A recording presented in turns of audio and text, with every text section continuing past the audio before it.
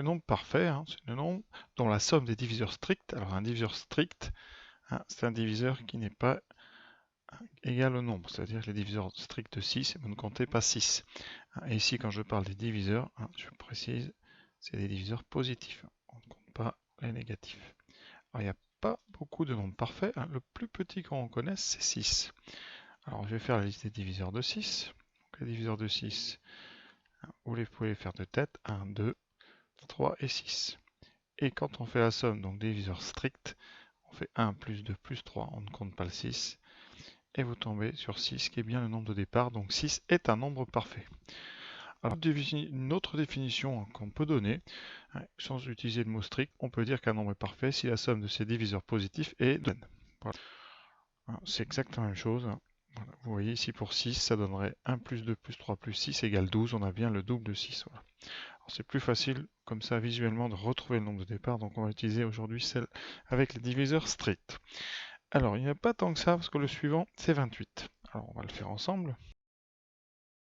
Alors 28, c'est 2 au carré fois 7. Alors, je vous propose une méthode pour faire la liste exhaustive de tous les diviseurs, eh bien avec un arbre.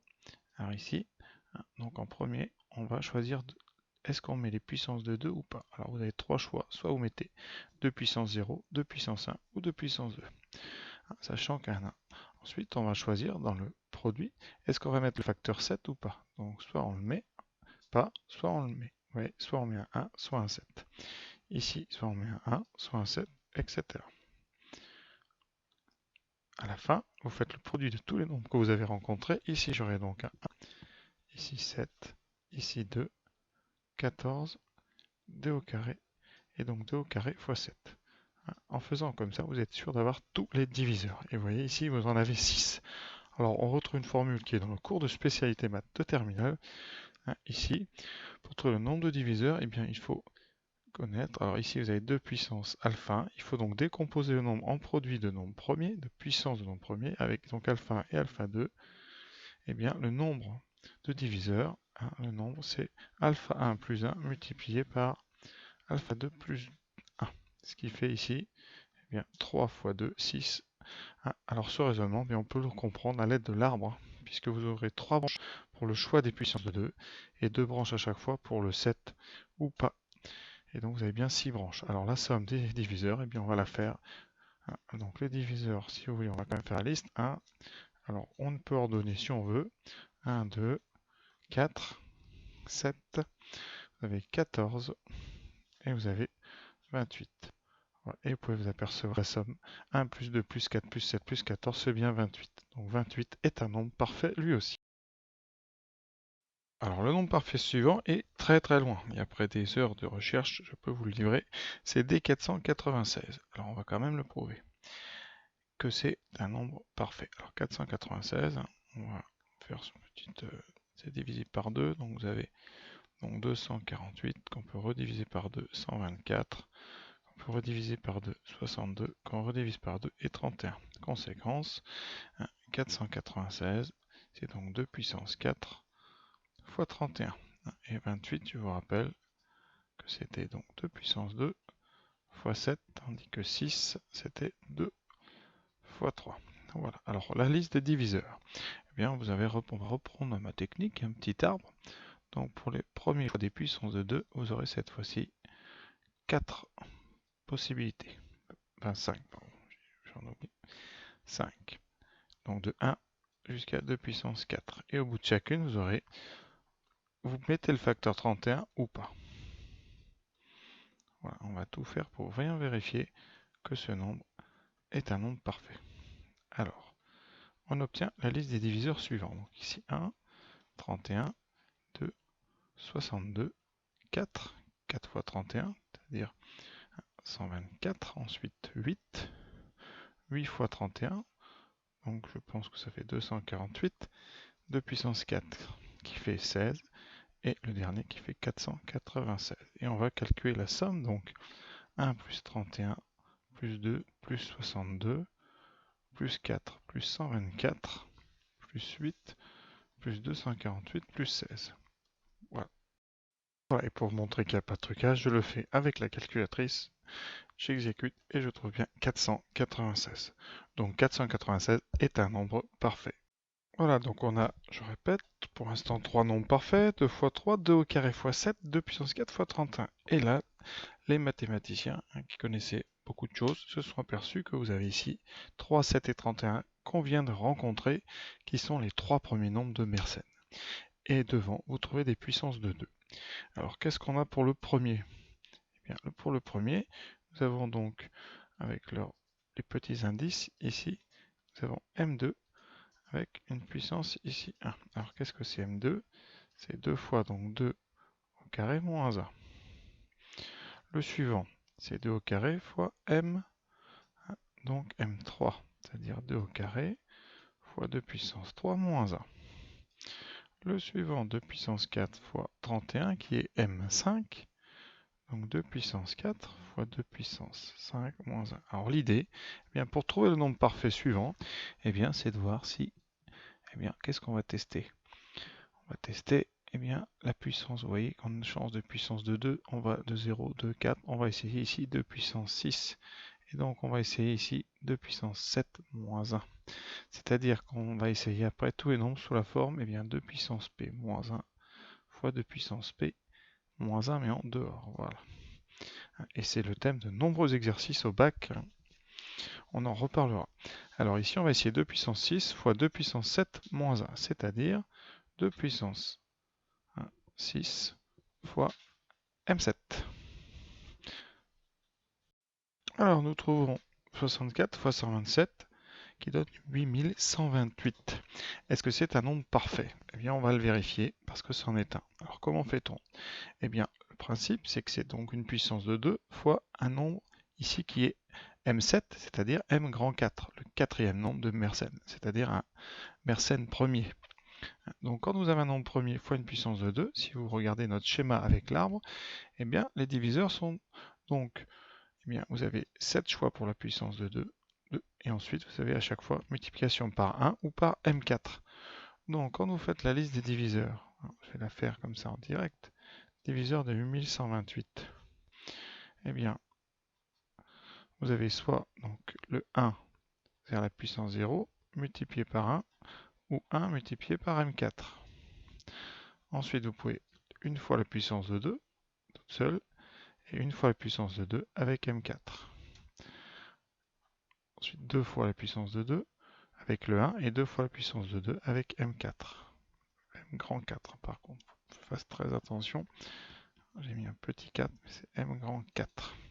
Et on continue. Ensuite, vous avez puissance de 3, 2 au cube fois M grand 4. Et comme ça, jusqu'au bout, c'est-à-dire 2 puissance 6 tout seul et 2 puissance 6 M grand 4. Alors on peut faire cette liste facilement parce que M grand 4 est un nombre premier. Sinon, ça serait beaucoup plus compliqué. Et si on fait la somme de tous les diviseurs stricts, eh bien, on a des sommes d'une suite, des termes d'une suite géométrique. Alors, je vais faire la somme de tous les diviseurs, même avec donc 8128. Alors, j'ai écrit tous les diviseurs d'abord qui ne contiennent pas le facteur m grand 4, le quatrième premier de Mersenne, et ensuite tous les facteurs qui contiennent m grand 4. Alors, vous en avez 7 pour chacun. Et qu'est-ce qu'on peut remarquer? Eh bien, que vous avez ici la somme de toutes les puissances de 2 jusqu'à 6. Et ça, c'est une formule du cours, c'est 2 puissance 7 moins 1 sur 2 moins 1. Et d'ailleurs, si vous factorisez les 7 termes ici par M4, vous obtenez en fait la même somme. Donc vous pouviez très bien ici factoriser et vous avez une fois cette somme plus M4, M grand 4, cette somme. D'accord, je vais le faire ici peut-être plus en détail. Les 7, vous voyez ici, si je factorise ça à M grand 4, eh bien j'obtiens 1 plus 2 au carré, plus 2 puissance 6, c'est-à-dire exactement les 7 premiers termes écrits.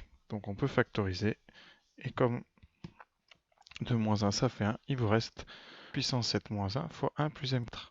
Alors 2 puissance 7 moins 1, ben c'est justement M grand 4.